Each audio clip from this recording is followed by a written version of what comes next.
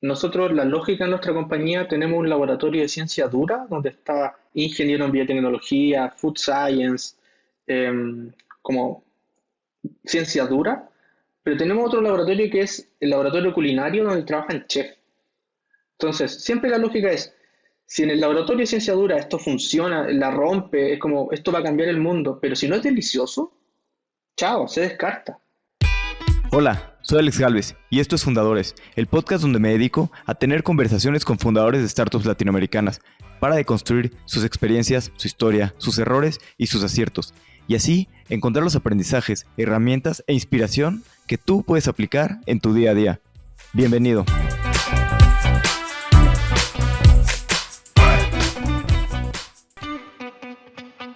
Hoy estoy con Eduardo Zavala, CEO y cofundador de Done Properly, una compañía de food tech que desarrolla ingredientes bioprocesados a partir de tecnologías de fermentación y le vende sus ingredientes a empresas de comida para que éstas puedan producir alimentos más sanos y con ingredientes naturales. Hablamos de su primera empresa, Tribus Fungi, que creaba kits de autocultivo para hongos comestibles. Luego nos platica lo que hacen en Done Properly y de uno de sus productos llamado Rice, que sirve para usar 40% menos sal en los alimentos. Otro producto es la microproteína, que sirve para hacer proteínas de hongos con una textura y sabor iguales a las proteínas animales. Espero que disfrutes esta plática tanto como yo. Eduardo, bienvenido a Fundadores. Muchas gracias, Alex, por tenerme acá. Gracias a ti. La verdad es que me encanta poder platicar contigo. Primero, para entenderte para entender un poquito mejor tu historia, me gustaría saber, pues, cómo fue que llegaste al mundo de la biotecnología y por qué decidiste estudiar biotecnología. A ver, yo soy una persona súper curiosa y yo creo que uno de los principales drivers de mi día a día es poder conocer más.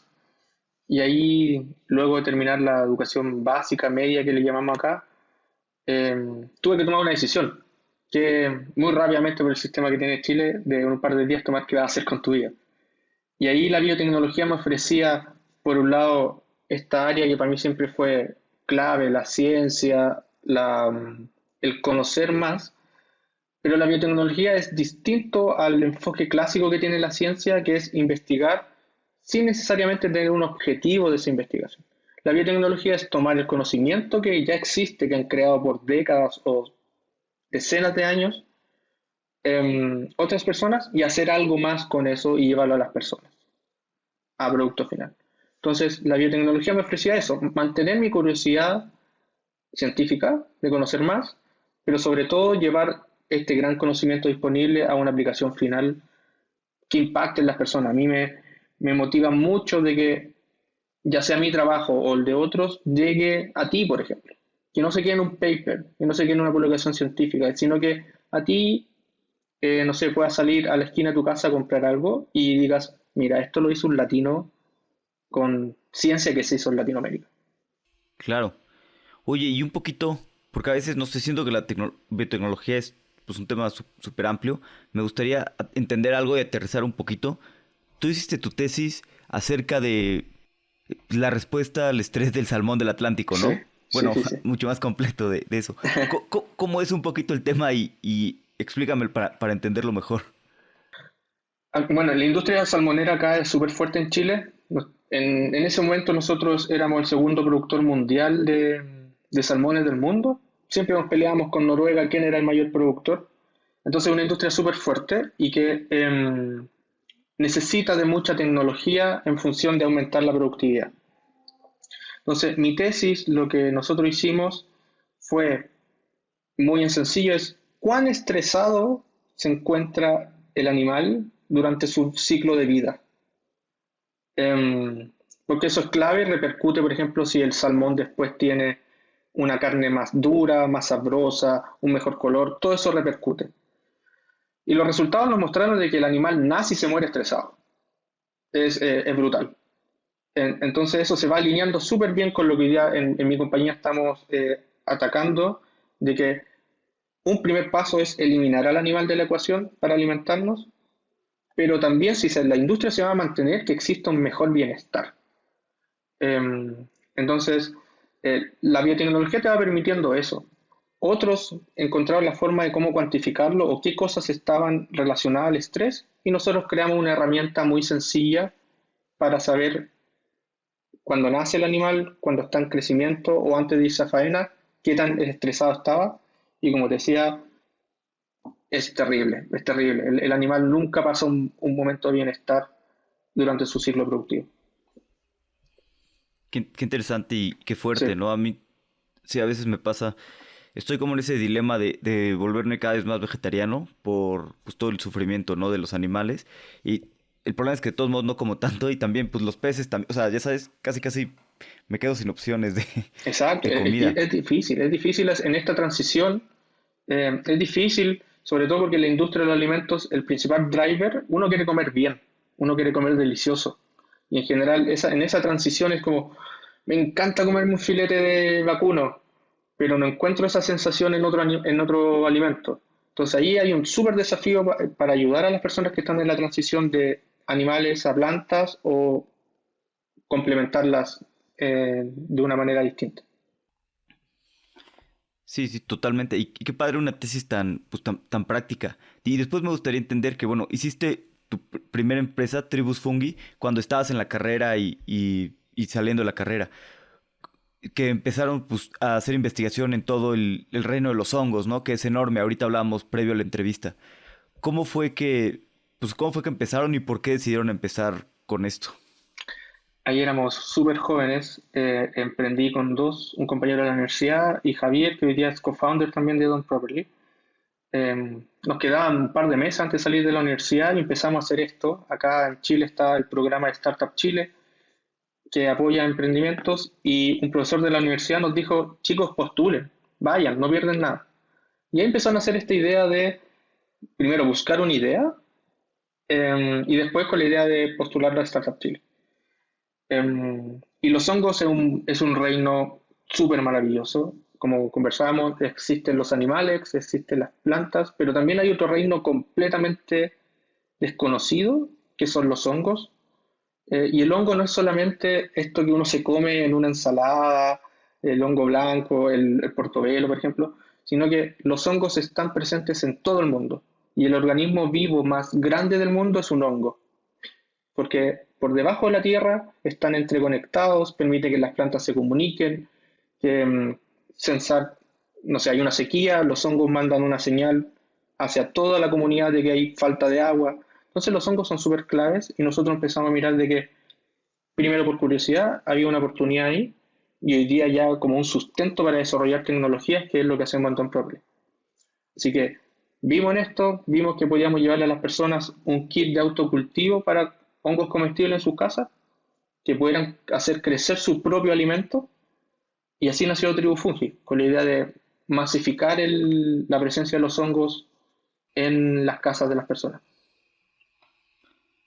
¿Y con qué desafíos se enfrentaron al principio? Porque a veces pasa eso, ¿no? Cuando salimos de la carrera y más pues algo tan científico, ¿no? Que de repente estás haciendo algo pues muy científico, muy padre y pues, parece que tiene muchas aplicaciones y a veces el mundo real es distinto. ¿Cómo les fue? ¿Qué problemas tuvieron en crear alimentos saludables con base de hongos? A ver, lo primero es que cuando uno sale de la universidad y está, sobre todo con este hype de emprender, uno comete errores por exceso de energía probablemente, por exceso de ímpetu por sacar las cosas, y olvida cosas que son claves, que más allá si es biotecnología, fintech o lo que sea, el delivery de producto final es clave, es clave. Y los problemas que nosotros siempre tuvimos fue con producir el producto en sí. Nosotros no teníamos tanto financiamiento, así que lo tercerizábamos. Otra persona nos hacía el kit a nosotros. em, y yo, por ejemplo, voy a tener 100, 200 kits en una semana, los vendía todos. Era un furor. Pero después había una semana que no tenía kit, otra semana que no tenía kit, un mes que no tenía kit. Entonces, en ese delivery, nosotros vendíamos experiencia de cultivo y no éramos capaces de entregar la primera experiencia que es el delivery. Así que había como una presión interna súper grande entre a la gente le encanta nuestro producto, pero no puede ser que no seamos capaces de nos manden una orden de compra y no ir a dejárselo. Entonces, eso que decía, ese exceso de ímpetu de hacer un buen producto que a la gente le guste y todo, saltó una prioridad que era cumplir con el delivery. Entonces, producción, por ejemplo, para mí hoy día en Done Properly es algo clave, es como clave. No, no voy a volver a fallar en eso, sino que si quiero vender algo a personas finales, lo primero es ser capaz de producirlo e ir a dejárselo donde él me diga y cuando me lo diga. Em, y ahí sacamos hartas cosas también. Eso no se movía tanto como una startup esa compañía, sino que era más como una pyme, una pequeña empresa. Em, pero fuimos sacando muchas cosas, muchísimas cosas. Cómo relacionarse. Em, yo andaba repartiendo en bicicleta los kits, entonces ese ímpetu de que te decía es súper valioso y que hoy día cuando estamos en una posición distinta, en otra compañía mucho más high-tech, lo valoro muchísimo y sé que se puede. Sé que se puede. Que alguien me diga, no puedo ir a dejarlo hoy día, sé que se puede porque yo fui. Entonces, para mí el aprender haciendo ha sido clave. Así que eso fue lo que sacamos de Don Proper, o sea, de Tribu Fungi. ¿Y qué tan complicado es esta parte del laboratorio? ¿Y qué tan caro? Porque digo, yo no sé y se me hace pues, tal vez muy caro, ¿no? Y tal vez lógico tercerizarlo. ¿Qué tan difícil es y han bajado los costos con los años o cómo funciona? Mira, con un amigo una vez escribimos un post de que emprender en biotecnología es como navegar en vela más que ir en un tren, porque es una dinámica súper distinta, súper distinta. Los costos son súper altos. Yo, por ejemplo, para implementar mi laboratorio, gasté mucho dinero en comprar las máquinas. Una máquina te puede costar $1 millón y las máquinas que están alrededor de esa máquina son otro $1 millón. Entonces ahí nosotros nos fuimos arreglando de cómo conseguir eso con colaboraciones con universidades y todo, pero así como otras industrias, el principal asset que tienen son el código, las personas, el conocimiento en su cabeza, en la biotecnología hay una dependencia muy fuerte de la infraestructura, porque nosotros creamos cosas tangibles y ahí no podemos obviar de que hay que invertir en fierros, hay que montar una planta, hay que comprar un bioreactor, hay que traerse un doctor que tiene 10 años de experiencia en Suiza. Es distinto, por eso decimos que o sea, emprender en biotecnología es ir como en un barco a vela, donde a veces tienes viento, a veces no tienes viento, más que ir en un tren constante que sí o sí va a llegar al punto que tú definiste. Em, Así que nosotros de a poquito, y bueno, paréntesis, ahí no podemos obviar que hay un contexto en Latinoamérica que es distinto a cómo se mueve la biotecnología en el mundo. Por muchas decisiones que creo que no vale la pena hoy día decidir, nosotros hemos perdido la industria de biotecnología. Eh, Porque importamos los medicamentos, importamos las medicinas, importamos los procesos de diagnóstico. Entonces yo para poder ir escalando no tengo esa infraestructura, la he tenido que ir creando yo. Entonces ahí también hay algo súper relevante que en la medida de que lo vayamos superando, Latinoamérica tiene una oportunidad enorme para desarrollarse en biotecnología, pero hay un contexto de condiciones habilitantes que hoy día no existen. Pero ¿no crees que ha habido bastante mejora en esto? Sobre todo en Chile. O sea, digo, yo no sé, pero he visto muchas empresas que salen de... Yo creo que gracias a Notco ha habido pues Por mucho supuesto. y he visto muchas empresas que salen de Chile, emprendedores haciendo y todo. O sea, yo veo a Chile mucho más avanzado que el resto de Latinoamérica en esta industria, sin duda. Sí, absolutamente. Y hay harto trabajo de ahí del gobierno, con Startup Chile, como te comentaba, las agencias de Corfo. Por ejemplo, yo toda la ciencia, tuvimos nosotros ocultos como 2 años haciendo la ciencia, lo hicimos con grants públicos. Entonces, ese concepto de el Estado emprendedor, de que es el primero que apoya las innovaciones, se cumple totalmente con nosotros. Y ahora, cuando esto ya agarró un poquito de vuelo, somos mucho más atractivos para los VC. Porque yo no puedo, por ejemplo, un cultivo del microorganismo, del hongo, se demora 3 semanas en hacer el experimento. Y por más que yo le ponga ánimo, le dé, sí, vamos, honguito, crece más rápido, no lo va a hacer. Entonces es distinto, es distinto. Por supuesto que Chile está en una situación mejor parada, en una mejor situación, em, pero igual falta. igual falta. Imagínate todo lo que está pasando con el COVID, del desarrollo de vacunas. Nosotros estamos importando conocimiento ahí, incluso producto final. Son algunos países solamente los que están produciendo sus propias vacunas. Y ahí tú te das cuenta de que tenemos una dependencia de otros sectores del mundo en estos temas, pero desde mi punto de vista es súper desafiante y si fuera fácil lo estaría haciendo cualquier persona del mundo. Así que nosotros tomamos el desafío de emprender en biotecnología bajo ese contexto y sabemos que lo vamos a lograr. Sí, claro. No, sí, muchos desafíos sin duda. Y yo creo que la biotecnología es el futuro. Y después, ¿cómo fue que decidieron pues, cerrar Tribus Fungi? ¿O cómo fue pues, la decisión de que esto no está funcionando? O... Sí, viene con mi co-founder Javier. El kit nosotros le pusimos un poquito de ciencia porque el kit existía en otras partes del mundo, pero tenía una alta tasa de fracaso. A la gente no le funcionaba. Entonces nosotros le pusimos un poquito de cabeza para que funcionara sí o sí, y ese desafío técnico se superó rápidamente.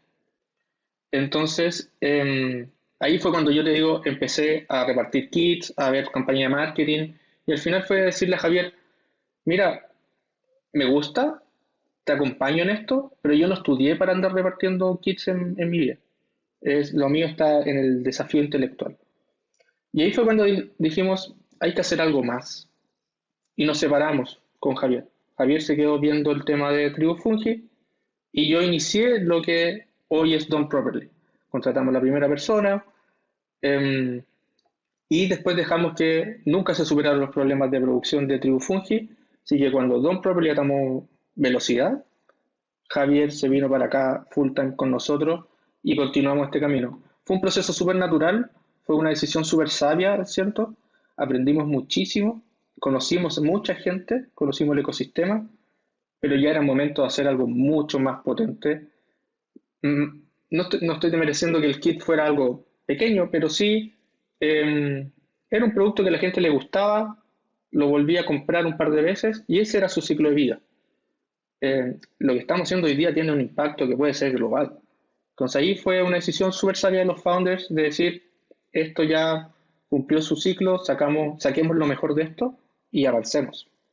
¿Y te tomaste un tiempo de descanso entre proyecto y No, proyecto? no, nada, nada, nada. De hecho, yo mientras trabajaba en Tribu Fungi hice otra cosa porque claramente estábamos emprendiendo, no me daba para vivir. Y ahí fue cuando creé la primera aceleradora de biotecnología de Latinoamérica. Tú me preguntabas antes cómo cumplimos todo esto del financiamiento o cómo me consigo una máquina. Nos dimos cuenta que en Chile éramos tres o cuatro compañías que teníamos la misma necesidad y dijimos, ¿por qué no nos juntamos? ¿Por qué no creamos nuestro propio laboratorio? Tú tienes esta máquina, yo tengo esta otra máquina y armemos un laboratorio colaborativo. Y al principio era para nosotros, pero después nos empezamos a dar cuenta que era una realidad para casi todas las empresas de base tecnológica de Chile. Y ahí llegaron casi 40 compañías, que las vimos nacer, morir y algunas hoy día están continuando. Y esto tomó vuelo y creamos R2B Catalyst, que lo llamamos, que fue una unión entre los cuatro compañías que partimos y el Centro de Excelencia de UC Davis Chile, que es una universidad del estado de California. Y ahí creamos laboratorios abiertos para la gente. Tuvimos uno en Santiago, otro en el sur de Chile, que es el que estuve a cargo yo. Entonces yo estaba entre Tribu Fungi y R2B Catalyst, eh, con un lado sacando mi emprendimiento, pero con el otro de hay que fomentar el ecosistema y como hablábamos, si nos juntamos todos es mucho más fácil superar esta incertidumbre de los altos requerimientos de financiamiento que necesitan las startups de biotecnología. Así que ahí estuve como moviéndome entre las dos cosas. ¿Y por qué decidiste fundar una nueva empresa y no dijiste, bueno, lo voy a dedicar más a Air2B Catalyst? Tiene que ver con lo que te hablaba al principio de esta curiosidad de hacer cosas. Eh, de nuevo, yo no estudié esto para estar administrando proyectos y nosotros siempre decíamos, R2B Catalyst es un emprendimiento de emprendimientos. Entonces, el valor que nosotros podíamos entregarle era lo que habíamos aprendido hasta ese momento. Pero si alguien me venía a preguntar cómo escalo a Europa, nunca nadie lo había hecho y ahí se cortaba como la cadena de valor de lo que podíamos aportar. Entonces Entonces ahí por eso decidí, con esta curiosidad científica, continuar en el mundo de los hongos. Vi que habían cosas súper específicas que nos podían ayudar, que hoy día son tendencia a nivel mundial, que son las fermentaciones. Y, y emprendimos, nos volvimos a lanzar de cero, pero con algo que ya ha tomado muchísimo más vuelo que es lo que tenemos hoy. Y platícame un poquito de Done Properly. ¿Qué es lo que hacen? ¿Cómo funciona? ¿Qué es lo que hacen exactamente? Lo que nosotros hacemos son ingredientes para la industria de los alimentos. No estamos haciendo productos finales como Notco, por ejemplo, Plant Squad en México. Nosotros queremos trabajar con las empresas de alimentos para que hagan mejores alimentos. Por ejemplo, em, es cosa que tú vayas a un supermercado o cualquier retail, tomes un producto, le veas la etiqueta y no vas a entender nada de lo que tiene. Entonces, y ahí viene como la primera pregunta, ¿por qué? ¿Para qué tenemos dimetil sulfito acá adentro? ¿Para qué? Y bajo mi razonamiento y lo que he ido entendiendo de la industria, que en algún momento tomamos el camino fácil. Había que hacer que el producto durara, en vez de 3 meses en la góndola, durara 5 años y se tomó ese camino. En vez de mejorar las cadenas de transporte o integrar mejores proveedores para que el producto siga siendo más natural. Entonces, lo que hacemos en Don Property son ingredientes para que las grandes empresas de alimentos vendan mejores alimentos, más saludables y 100% naturales. Y cuando empezaron este camino, un poquito, ¿cómo fue? Dijeron, vamos a hacer, experimentar y buscar algo, pues mucha curiosidad científica y luego buscar un poco de aplicación. O Sí. pues buscaron industrias y decir, a ver, este tipo de alimentos se usa mucho, vamos a buscar un sustituto. O sea, ¿cómo fue el proceso? No fue como contrario a todo lo que dicen los libros, sino busca un gran problema y cuantifícalo. No, nosotros nos ganamos un par de grants públicos acá con la idea de desarrollar fermentaciones y, y de a poco fuimos sensando que esto había una gran oportunidad. Yo, por ejemplo, era un fanático del B2C. Yo quería hacer productos finales, pero mis co-founders me iban diciendo, loco, mejor vamos a trabajar con las empresas grandes. Ellos tienen el problema, ellos tienen las cadenas de transporte, ellos tienen las marcas. Entonces, si yo pongo mi ingrediente por ejemplo, en Notco tiene presencia en todo el continente. Entonces, mi ingrediente va a tener presencia en todo el continente. Es como, esa es la idea.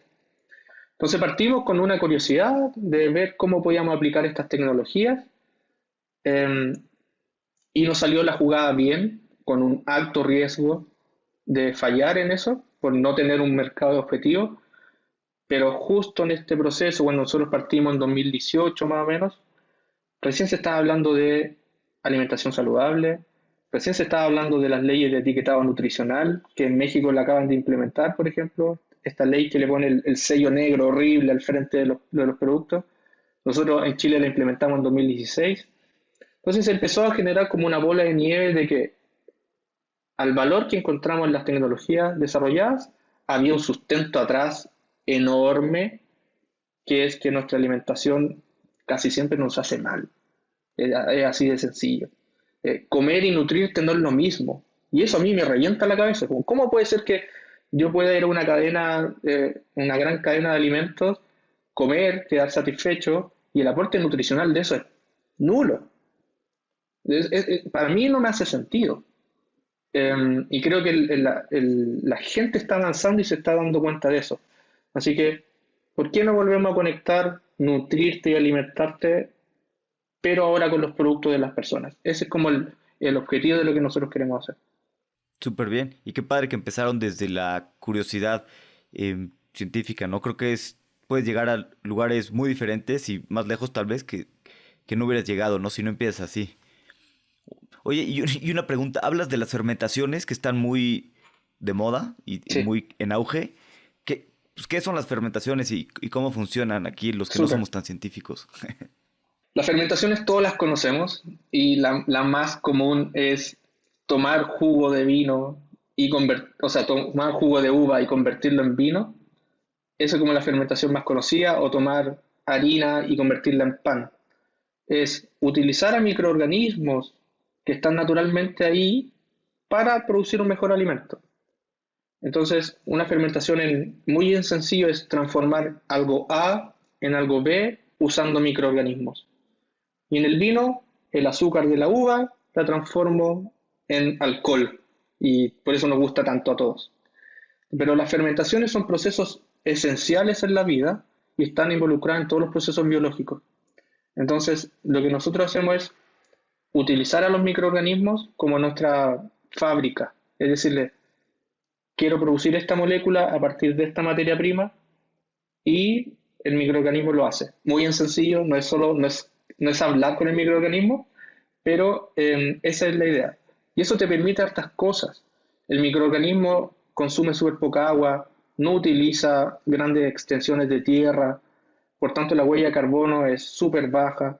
Entonces ahí hay un tema de volver a lo natural, pero también tenemos el súper problema del cambio climático, así que no podemos seguir alimentándonos ni de animales ni de soya, por ejemplo, o de garbanzos, porque igual secan, igual consumen mucha agua. Entonces ahí estamos nosotros en eso, de nuevos ingredientes, pero con procesos que sean súper, súper sustentables. ¿Y cómo haces estos nuevos ingredientes? O sea, ¿vas probando un microorganismo, luego otro, luego otro, luego otro? ¿O cómo llegas a...? Tiene que ver un poquito con eso, igual hay expertise en el equipo en qué microorganismo utilizar y con qué materia prima utilizarla, porque si no estaríamos eternamente en esa curiosidad de, oye, ¿cómo funciona esto si aumento la temperatura? No sé. Em, pero no, hay una expertise de ir haciendo un cruce entre materias primas y microorganismos que nos permitan hacer el ingrediente que nosotros queremos. ¿Y cuál fue el primer producto que sacaron más comercialmente o en el que empezaron a tener pues, éxito con las empresas? Sí, nosotros tenemos un ingrediente que se llama rice, que le permite a la industria utilizar un 40% menos sal.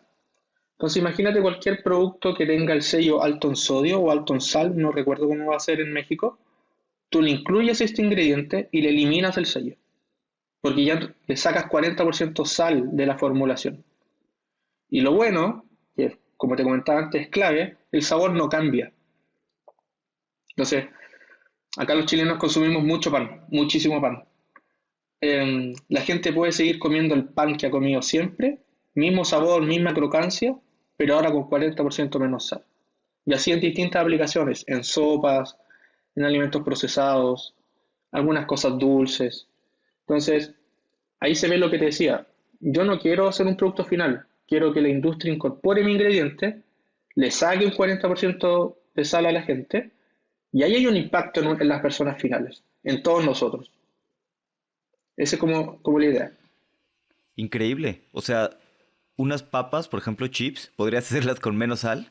Exacto, exacto. Y para Uy, allá vamos, buenísimo. estamos validando en esa categoría que se llaman snacks, porque sabemos que ahí hay una fuente súper grande de sal.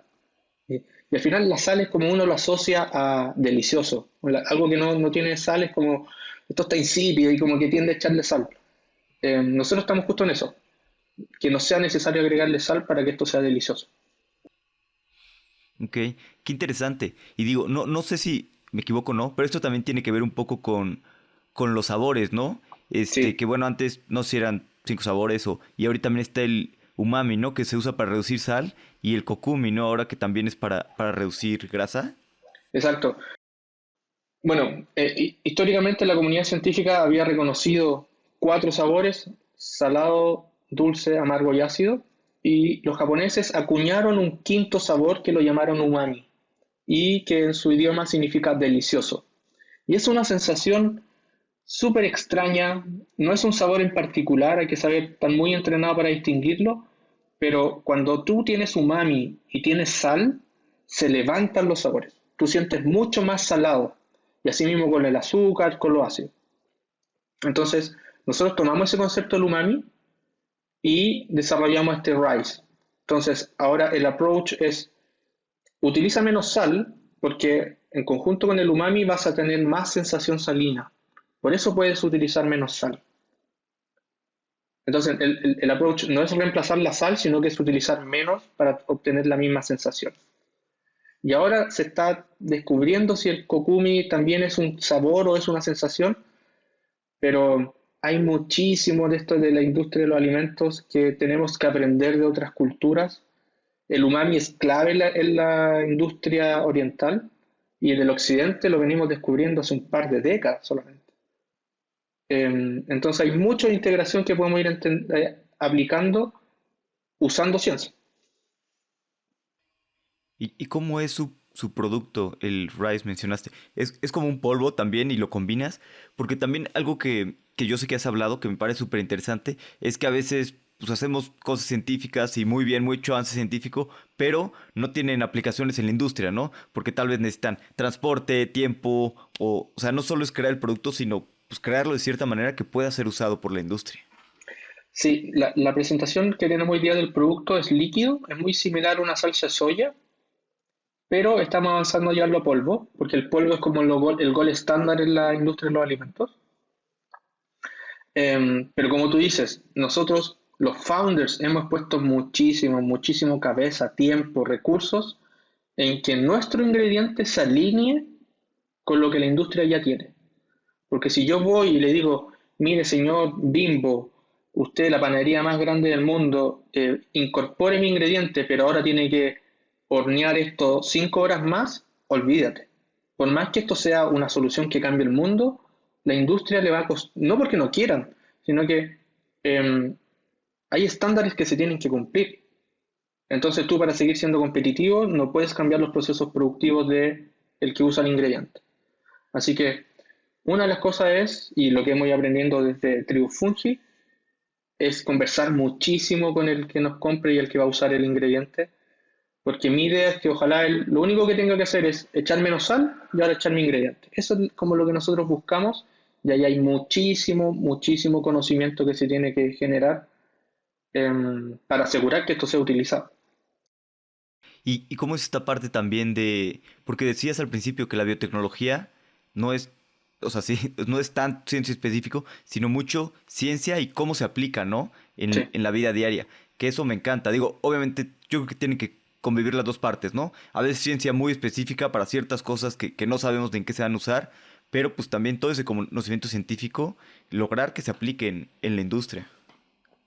Ahí es clave complementar expertise. Nosotros, la lógica en nuestra compañía, tenemos un laboratorio de ciencia dura, donde está ingeniero en biotecnología, food science, como ciencia dura, pero tenemos otro laboratorio que es el laboratorio culinario, donde trabajan chefs. Entonces, siempre la lógica es, si en el laboratorio de ciencia dura esto funciona, la rompe, es como, esto va a cambiar el mundo, pero si no es delicioso, chao, se descarta. Porque como hablábamos al principio, el principal driver de la industria y por qué uno va a recomprar un producto es si es delicioso. Eh, Incluso la gente, y eso está súper estudiado, la gente está dispuesta a hacerse daño por comer algo rico, delicioso. Por ejemplo, la gente que es hipertensa o que es diabética, siempre está como, hoy me quiero comer una dona o algo así. Me voy a comer una y me cuido el resto de la semana. Eso se está haciendo un daño, pero lo que le está llamando ahí es que quiere pasar un buen momento porque esa dona le va a recordar algo o lo comía cuando estaba con su abuela. Hay algo, hay mucho emocional en la industria de los alimentos. Entonces, ¿cómo nosotros hemos ido supliendo la ciencia dura, pero que se tiene que aplicar? Es complementando expertise. Por eso trabajan chefs, científicos duros, eh, y trabajar muchísimo y muy cerca con la industria. Ellos al final son muy capos, ellos son muy buenos en lo que hacen. Algunas empresas que nosotros trabajamos son capaces de producir un ingrediente, o sea, un producto, y en menos de 24 horas lo ponen 5.000 kilómetros al sur de Chile. Y es como, wow, ¿cómo? ¿Cómo? Y no van en avión, van en camión.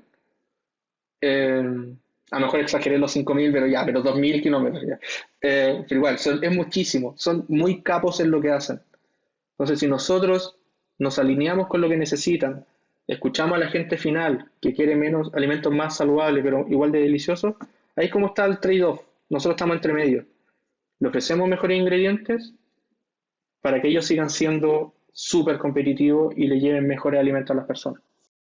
Sí, creo que es una gran estrategia, pues tú servir a las empresas, ¿no? Y dedicarte a lo científico y crear productos y que ellos se dediquen a las cosas en las que son buenos, ¿no?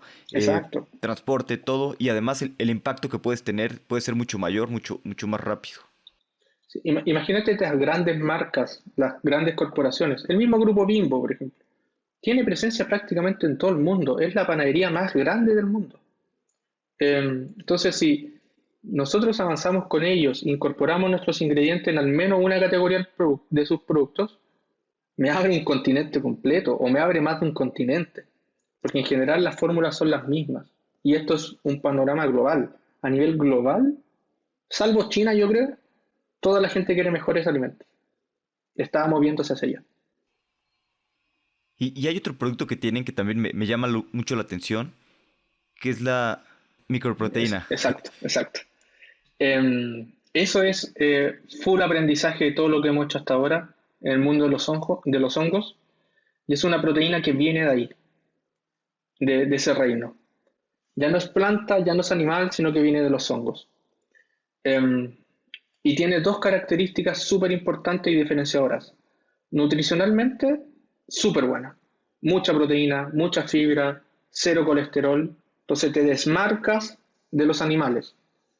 Pero después su proceso productivo solo toma 2 días. Entonces yo en 48 horas hago lo que una planta se demora meses o un animal se demora años en estar listo para consumo. Entonces ahí de nuevo, el uso de recursos de agua, tierra, huella de carbono es ínfimo, es ínfimo. Por eso nosotros lo llamamos una proteína de tercera generación. Animales, plantas y después vienen los hongos, donde ya es nutricionalmente buena, pero después su proceso productivo no tiene comparación. Y eso funciona en distintas aplicaciones. Hacemos hamburguesas, hacemos pechugas de pollo, nuggets. eh, Todas las aplicaciones que tú has visto de los animales somos capaces de hacerlas con microproteínas. Y el sabor, bueno, más bien la textura, por ejemplo, mencionas pechuga de pollo. ¿La textura es similar? ¿Es diferente? Sí, nuestra tecnología de hecho tiene que ver con la texturización, cómo transformo un microorganismo en una pechuga de pollo, en una hamburguesa, en un nugget de pollo. Eso es lo donde nosotros pusimos cabeza. Y después en temas de sabor, de color, es súper insípida. Entonces tú, con lo que lo mezcles, va a tomar ese sabor. Entonces eso es algo súper bueno para la industria. Qué interesante, la verdad es que increíble. Sobre todo, pues, también eso, ¿no? Reduces la huella de carbono, tiene muchísimas ventajas. Y me encanta lo que están creando. Mencionabas el equipo de estas dos partes también, los científicos y los chefs, ¿no? Por simplificarlo. ¿Cómo atraes al mejor talento pues, de ambas partes para que se sumen? Sobre todo en Chile, que pues ya empiezan a ser muy peleados todos los que se dedican a la biotecnología. Exacto. Em, Primero hay una propuesta que yo creo que es atractiva y que se alinea súper bien con esta generación. Yo tengo 30 años, 31 años, y mi generación está súper sensibilizada con los problemas de cambio climático y de una alimentación saludable. Entonces nosotros tenemos una propuesta que de base es atractiva de al menos quiero meterme aquí, quiero entender cómo podemos hacer algo distinto. Y después hay un tema que a nosotros nos gusta mucho y el ser científicos o movernos en el entorno científico, lo que nosotros estamos haciendo es mover la línea del conocimiento. Si el conocimiento es un cuadradito donde se mueve todo lo que sabe la humanidad, nosotros estamos en el borde. Y por eso la propiedad intelectual, las patentes para nosotros son clave, porque todo lo que desarrollamos es nuevo. Entonces ahora ese cuadradito en vez de tener un par de dimensiones, ahora es un poquito más allá. Entonces, el mover la línea de conocimiento es clave para poder atraer talento en este sector. Porque sería súper fácil ir a trabajar en una clínica y hacer test PCR contra el COVID, por ejemplo. En el sentido de que un científico podría trabajar en eso. Pero, como hablamos al principio, la curiosidad y la disponibilidad de mover la línea del conocimiento hace que el talento fluya mucho más hacia acá, más que a las grandes corporaciones que no innovan mucho. Y también hay una disponibilidad de talento acá en Chile y en Latinoamérica. Hay algunos programas que han ido formando a hartos doctores acá en Chile. Hay un programa que se llama Becas Chile, que el Estado le paga a los mejores estudiantes para que vayan a las mejores universidades del mundo a estudiar y después tienen que volver como retribución. Entonces las startups van a hacer una revolución súper grande en sacar al food science con un doctorado en Harvard en micoproteína, porque está en Harvard, pero este programa hace que vuelva a Chile.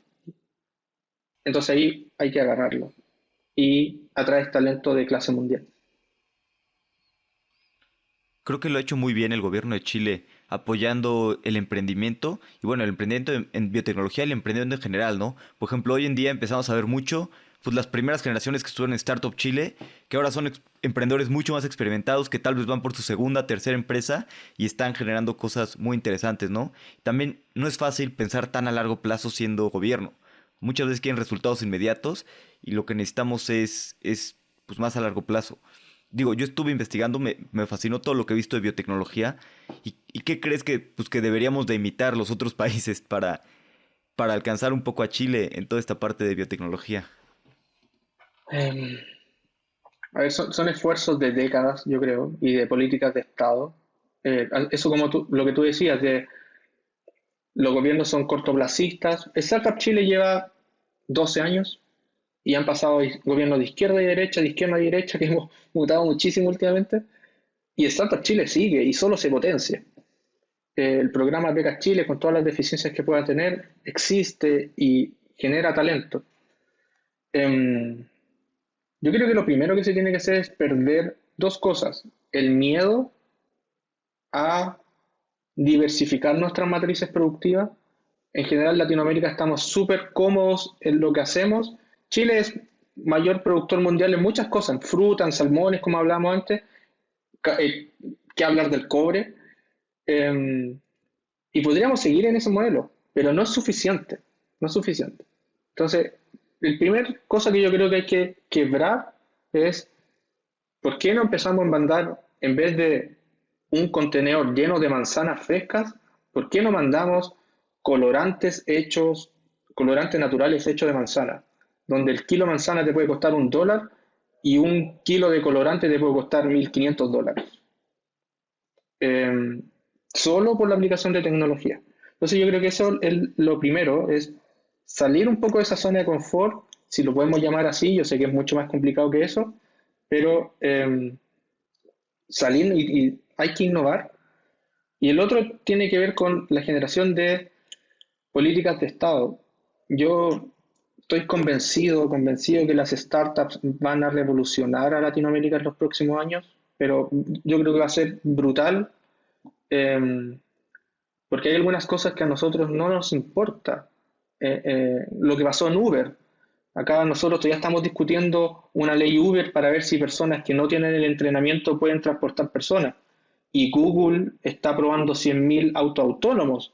Entonces, las políticas públicas no avanzan a la velocidad que las startups se mueven. Entonces, yo creo que en la medida que haya una política pública que sea maleable, que permita el emprendimiento, va a haber un impacto súper, súper grande.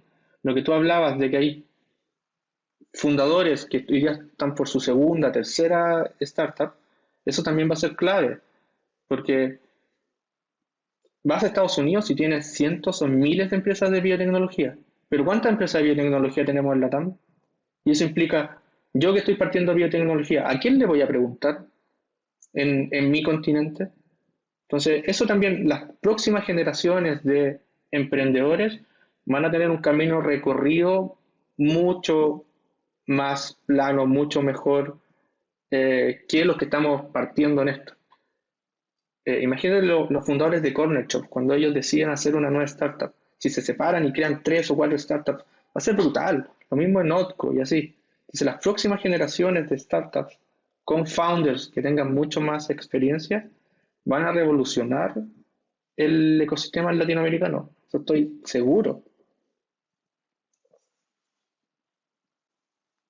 Sí, sí, sí, de acuerdo en que el emprendimiento en tecnología es la única manera que vamos a poder pues avanzar en Latinoamérica y avanzar la calidad de vida, ¿no? De todas las personas, tanto con nuevos productos como levantando el PIB, ¿no? De la región, porque las empresas generan no solo trabajos, sino trabajos bien pagados, ¿no? Trabajos bien remunerados y con desafío intelectual, que también yo creo que es bastante importante.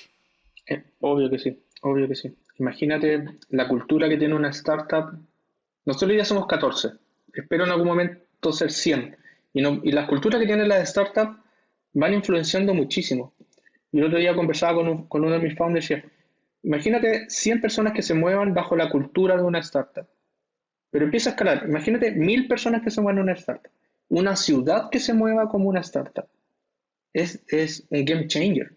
Es como ese sentido de urgencia, ese sentido de mirar global, ese sentido de em, tengo que ser el primero, porque si no, de competitividad, puede ser un game changer absolutamente. Y si le sumáis el tema de la tecnología, es clave, es clave. Creo que es mucho mejor moverse por ese lado a seguir haciendo hoyo en el norte de Chile para sacar cobre, que es lo que la economía de Chile se basa. Y hablando del emprendimiento, hay otro tema que me gusta hablar a veces, que es la salud mental, que creo que pues es muy complicado siempre emprender, ¿no? Y es un camino muy solitario. Y pues creo que en biotecnología a veces es todavía más complicado, ¿no? Porque necesitas más dinero para hacer todas las cosas, hay menos infraestructura y tardas más tiempo, ¿no? Como mencionabas, los primeros 2 años pues solo estuvieron haciendo experimentos, nada, y pues es muy difícil levantar capital tal vez sin todo eso. ¿A ti qué te ha funcionado para tener buena salud mental y mantenerte bien en este maratón que son pues, tantos años emprendiendo? Exacto.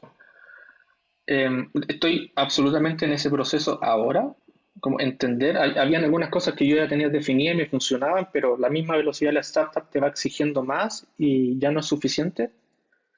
Pero hay hartas cosas que son como para mí líneas bases. Y yo digo, yo quiero dormir al final del día. Y eso tiene que ver con que cuando yo me venga a mi casa, poder hacer un balance de lo que hice en ese día y decir, no vendí humo, no le vendí a nadie, no le mentí a nadie, no me comprometía más de lo que realmente soy capaz de entregar. Y ese como balance me dice, hoy día voy a dormir bien. Y es súper fácil, en cierta medida, cuando tú estás emprendiendo, cuando estás trabajando con grandes corporaciones, vender humo. Es súper fácil. Como, oye, yo la próxima semana te voy a dejar 5 toneladas de esto y yo puedo producir mucho menos que eso. Entonces, una de las cosas que a mí me gusta de mi salud mental es hacer ese ejercicio de, si hago esto, ¿voy a poder dormir en la noche? De ahí como que hago como un pequeño filtro.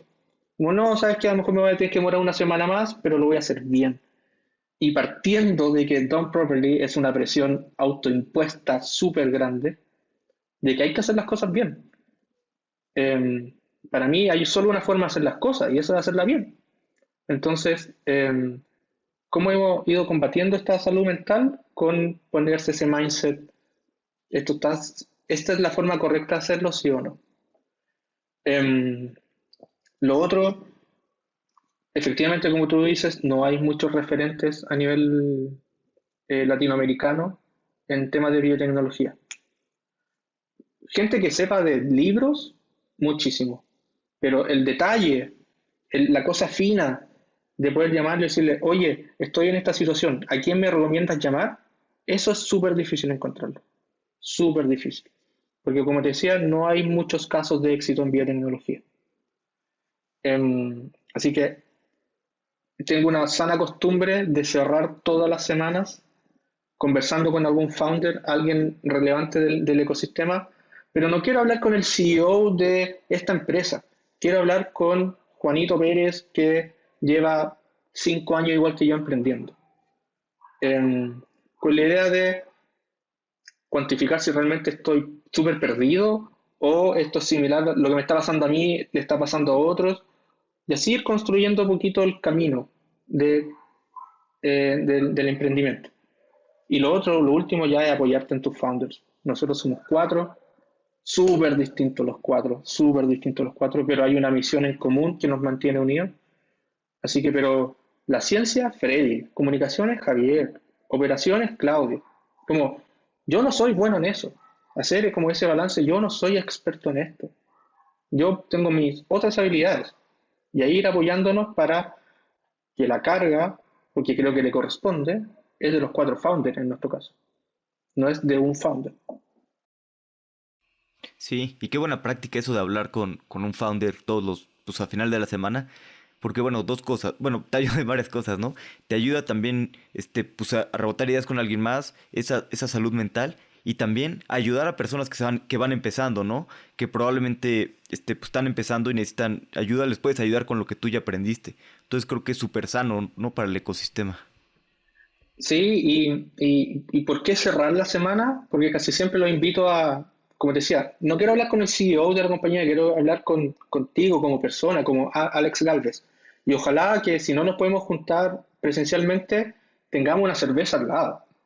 Es como, te quiero sacar de tu contexto semanal, esto ojalá sea lo último que hagas en la semana para que conversemos libremente. Y eso me ha ayudado mucho, me ha abierto otras puertas también, y darte cuenta que al final nunca estás solo. Alguien ya lo pasó o a alguien se le ocurre la respuesta, y por más que el ecosistema esté partiendo en biotecnología, en cierta medida, nunca estamos solos. Sí, te voy a robar esa práctica, me pareció muy buena. Es súper buena. Vamos a pasar a la última parte, que es la serie de preguntas de reflexión.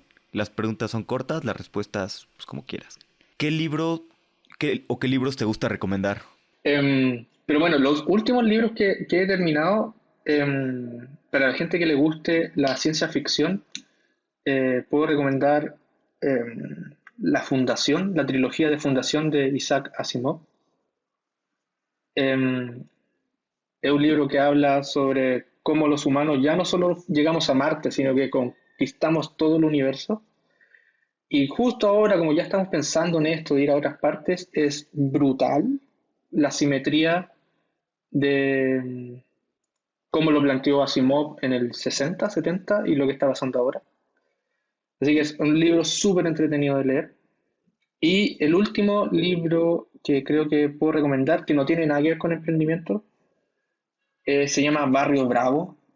Son historias de fútbol, pero no del fútbol en sí, sino que lo que rodea al fútbol y que creo que es muy latino, muy del esfuerzo, muy de... No es trivial para una persona ir al estadio. Y cuando está en el estadio, eh, llorar por un equipo, eso es como muy latino. Entonces son solo historias, recopilaciones de historias de eh, cómo nos ha costado, pero siempre lo logramos. Eso me gusta mucho. Increíble, suena bien y suena muy latino. La verdad es que Sí, le voy a tener que dar una leída. tengo aquí, tengo aquí. ¿Qué creencia o hábito has cambiado en los últimos 5 años que ha mejorado drásticamente tu vida? Bueno, esto yo creo que reunirme con los founders o con personas del ecosistema es clave. Eh, juntarme con personas súper distintas a mí. Eh, yo tengo un perfil como súper definido, más introvertido, más de escuchar, más que hablar, pero reunirme con una persona que sea totalmente distinta a mí, como que me abre la mente. Ahora estoy trabajando con una persona en el laboratorio, que es súper distinta a mí, como que me empuja a hacer más cosas y como que eso me abre la mente y es la dinámica súper entretenida. Y yo creo que esas han sido como cosas de los últimos 5 años que han cambiado fuerte que me sacan de la zona de confort al final. Y yo creo que eso es súper relevante, no sentirse cómodo es clave en este mundo. ¿Hay algún punto de inflexión en tu vida que haya cambiado la forma en la que piensas? Sí, yo estudié en una universidad privada, pero trabajé en una universidad pública casi en paralelo. Y conocer esas dos realidades ha sido clave para mí. Yo trabajaba en un laboratorio donde hacíamos mucha ciencia aplicada o pensando en, como te decía, en los salmones. Em, y conocer la educación pública me llama mucho, mucho el punto de lo que estoy aprendiendo aquí debería tener un impacto en los demás. Eso fue clave y una de las principales motivaciones de por qué fundar Done Properly. Esto no es para mí, no es para los founders, es para los demás. ¿Tienes algún fracaso favorito? y que te haya dejado buenos aprendizajes.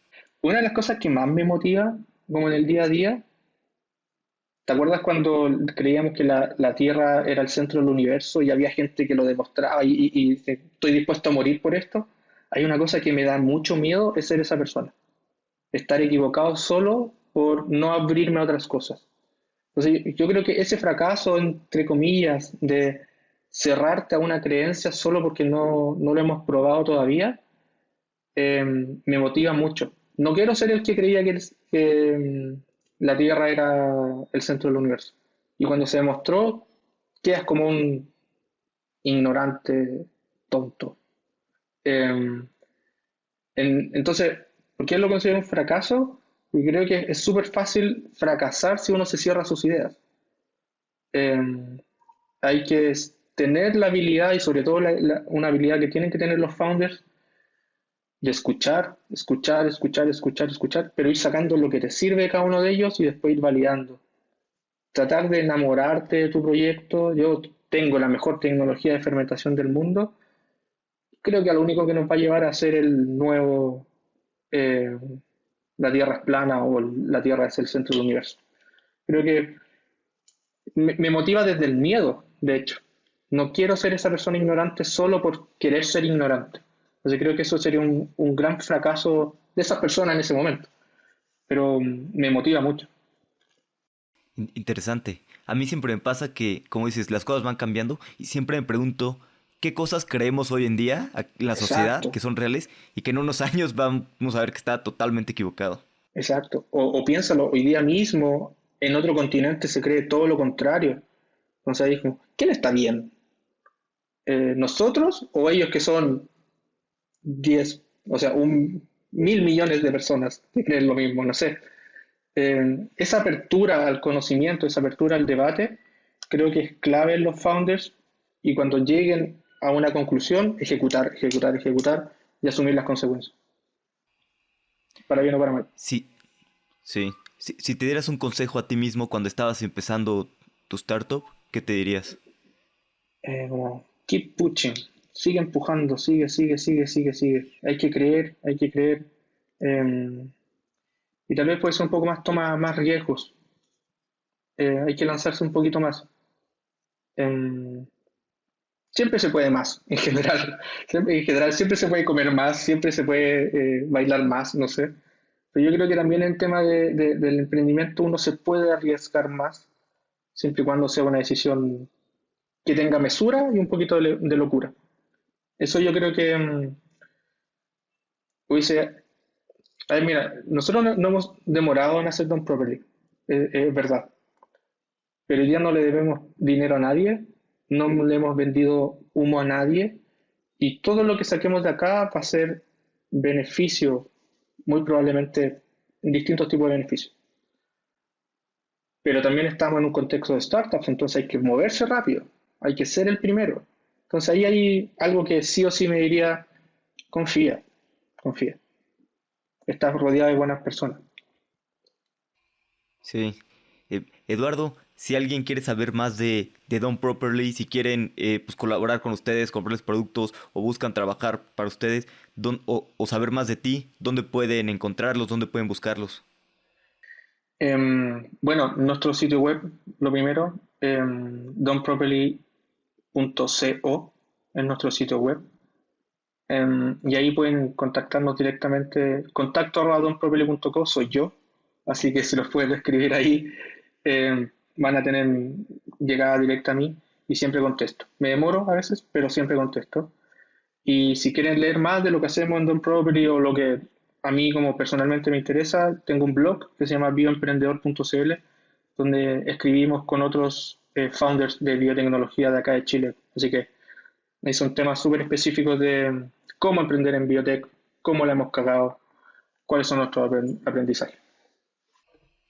Eduardo, muchas gracias por tu tiempo. La verdad es que me encanta lo que están construyendo en Done Properly y estoy emocionado de ver lo que construyen en los siguientes años. Y gracias pues, por compartirnos aquí tu historia y conocerte un poco mejor. Súper, Alex, muchas gracias por el espacio y feliz de seguir compartiendo con todos. Es impresionante lo que están construyendo en Done Properly. Me gustó tanto su misión y lo que hacen que acabé sumándome como inversionista. Me encanta todo el avance que existe en Food Science y lo que se va a crear en los próximos años. La verdad es una industria que me emociona muchísimo. Como siempre, muchas gracias por escuchar. Acabamos de estrenar una nueva página web, así que échale un vistazo si quieres conocer más de fundadores. Hasta la próxima.